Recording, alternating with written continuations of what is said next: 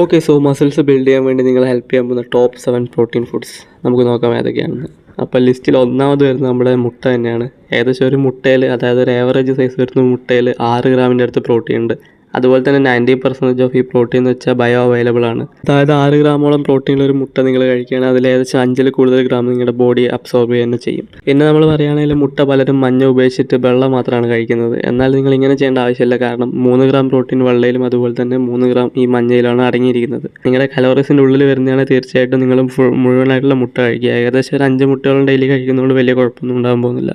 ഇനി മുട്ടയെക്കുറിച്ച് പറയുമ്പോൾ അതിൽ നിങ്ങൾക്ക് കൺസേൺ ഉണ്ടാക്കുന്ന ഒരു കാര്യമാകും മുട്ടയിലെ കൊളസ്ട്രോൾ ലെവൽസ്. എന്നാൽ മുട്ടയിലെ കൊളസ്ട്രോൾ, അതായത് നമ്മൾ ഡയറ്ററി കൊളസ്ട്രോൾ അത്രയധികം നമ്മുടെ ബ്ലഡ് ലെവൽ കൊളസ്ട്രോളിനെ ബാധിക്കുന്നില്ല എന്നാണ് പല സ്റ്റഡീസും പറയുന്നത്. എന്നാലും ചില ആളുകൾക്ക് മുട്ടയിലെ കൊളസ്ട്രോൾ കൊണ്ട് തന്നെ ബ്ലഡിലെ കൊളസ്ട്രോളും കൂടാനുള്ള ചാൻസ് ഉണ്ട്. വളരെ റെയർ ചാൻസ് ആണ്, എന്നാലും ചാൻസ് ഉണ്ട്. സോ അതുകൊണ്ടാണ് 5 മുട്ട മാക്സിമമായിട്ട് കഴിക്കുമെന്ന് ഞാൻ പറഞ്ഞിട്ടുള്ളത്.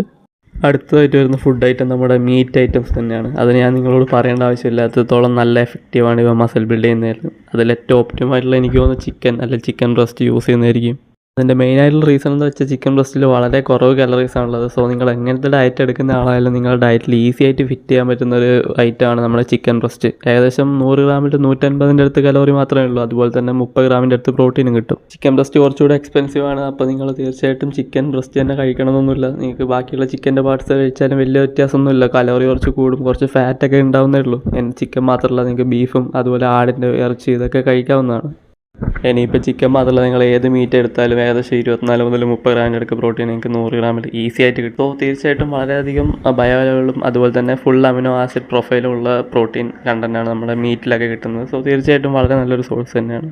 ഇനി അടുത്തതായിട്ട് ഞാൻ ഈ ലിസ്റ്റിൽ പറയുന്നത് സോയാ ചങ്ക്സ് ആണ്. ഇത് പലരും വളരെ കോൺട്രവേഴ്ഷ്യലായിട്ട് പറയുന്ന ഒരു പ്രോട്ടീൻ സോഴ്സ് ആണെങ്കിൽ കൂടെ എനിക്ക് തോന്നുന്നത് വളരെ ചെറിയ എമൗണ്ടിൽ, അതായത് ഒരു മോഡറേറ്റ് കൺസപ്ഷൻ്റെ രീതിയിൽ സോയാ ചങ്ക്സ് കഴിച്ചാൽ നിങ്ങൾക്ക് ഒരു കുഴപ്പം ഉണ്ടാകാൻ പോകുന്നില്ല. ഏകദേശം 100 ഗ്രാമിൽ 52ഓളം ഗ്രാം പ്രോട്ടീൻ ഇതിലുണ്ട് എന്നാണ് പറയപ്പെടുന്നത്. ഇനി അതിൽ തന്നെ നമ്മൾ ബയോ അവൈലബിലിറ്റി നോക്കിയാൽ തന്നെ ഇപ്പം 50% കൂട്ടിയാൽ പോലും നമുക്ക് 25ഓളം ഗ്രാം പ്രോട്ടീൻ എന്തായാലും ഇതിൽ നിന്ന് കിട്ടും. അപ്പോൾ സോയാ ചങ്ക്സ് കഴിച്ചപ്പോൾ ഈസ്ട്രജൻ ലെവൽസ് കൂടിയ പല സ്റ്റഡീസും നമുക്ക് ഇന്ന് നിലവിലുണ്ട്. എന്നാൽ എനിക്ക് തോന്നുന്നു ഈ സ്റ്റഡീസിലൊക്കെ ഏകദേശം 100 ഗ്രാമിൽ മുകളിൽ സോയാ ചങ്ക്സ് ഒരു ദിവസം കഴിച്ചപ്പോഴാണ് ഇത്രയും പ്രശ്നം ഉണ്ടായത്. സോ നിങ്ങൾ മോഡറേറ്റ് ആയിട്ട് മാക്സിമം 50 ഗ്രാം വരെ കഴിക്കുക എന്നാണ് എനിക്ക് പറയാനുള്ളത്. അതുപോലെ വെജ് സോഴ്സ് നോക്കിയാൽ നമുക്ക് ഏറ്റവും ബെസ്റ്റ് ആയിട്ടുള്ള പ്രോട്ടീൻ സോഴ്സിൽ ഒന്നാണ് നമ്മുടെ സോയാ ചങ്ക്സ്. ഇത് ഒഴിവാക്കിയിട്ട് നിങ്ങൾ വെജിറ്റേറിയൻ ആണെങ്കിൽ നിങ്ങൾക്ക് മസിൽ ബിൽഡ് ചെയ്യാൻ പറ്റുമെന്ന് എനിക്ക് തോന്നുന്നില്ല. അല്ലെങ്കിൽ നിങ്ങൾ അത്രയും പ്രോട്ടീൻ പൗഡർ മാത്രം വാങ്ങി കഴിക്കേണ്ടി വരും.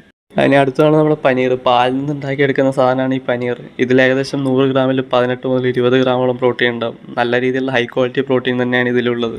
ഇനി ഈ ലിസ്റ്റിൽ 5-മതുള്ളതാണ് സാധാരണ പാൽ. നിങ്ങളൊരു പാക്കറ്റ് പാൽ സാധാരണ 500 ml വാങ്ങി കുടിക്കുകയാണെങ്കിൽ തന്നെ അതിൽ 15 ഗ്രാമോളം പ്രോട്ടീൻ ഉണ്ടാകും. വളരെ ഹൈ ക്വാളിറ്റി ആയിട്ടുള്ള പ്രോട്ടീനാണിത്. നിങ്ങളുടെ പ്രോട്ടീൻ പൗഡർ ഉണ്ടാക്കുക, അതായത് വേ പ്രോട്ടീൻ ഉണ്ടാക്കുന്ന ഏത് പാലിൽ നിന്നാണോ അതേ പാൽ നമ്മൾ റോ ആയിട്ട് കുടിക്കുന്നതിനുള്ള വ്യത്യാസം മാത്രമേ ഉള്ളൂ. അപ്പോൾ ഇതിൽ ഇമ്പോർട്ടൻ്റ് ആയിട്ടുള്ള കാര്യം എന്ന് വെച്ചാൽ ഇതിൽ കലോറിയാണ്. നിങ്ങൾ ഫാറ്റ് ലോസ് ഒക്കെ ചെയ്യാൻ നോക്കുമ്പോൾ തീർച്ചയായിട്ടും ശ്രദ്ധിച്ചിട്ട് മാത്രം ഇത് ഡയറ്റിലേക്ക് ചേർക്കുക. കാരണം 1 ലിറ്റർ പാലിൽ ഏകദേശം 300 കലോറിയോളം ഉണ്ട്. വെറും 15 ഗ്രാം പ്രോട്ടീൻ മാത്രമേ എനിക്ക് അതിൽ നിന്ന് കിട്ടുന്നത്. പക്ഷേ എങ്കിൽ കൂടെ വളരെ നല്ലൊരു പ്രോട്ടീൻ സോഴ്സാണ്. നിങ്ങൾ വേണമെങ്കിൽ അത്രയും ചീപ്പായിട്ടും ഈസി ആയിട്ട് അവൈലബിൾ ആണ്. സോ നിങ്ങൾ തീർച്ചയായിട്ടും വേണമെങ്കിൽ ഉൾപ്പെടുത്തുക. ചിലപ്പോൾ നിങ്ങൾ ലാക്ടോസ് ഇൻടോളറൻ്റ് ആണ്, നിങ്ങൾക്ക് പാൽ കുടിക്കാൻ പറ്റിയെന്ന് വരില്ല. അങ്ങനെയാണ് നിങ്ങൾ ഈ ഓപ്ഷൻ തീർച്ചയായിട്ടും ഒഴിവാക്കുക, അടുത്ത് വേറെ ഓപ്ഷൻസിലേക്ക് പോവുക.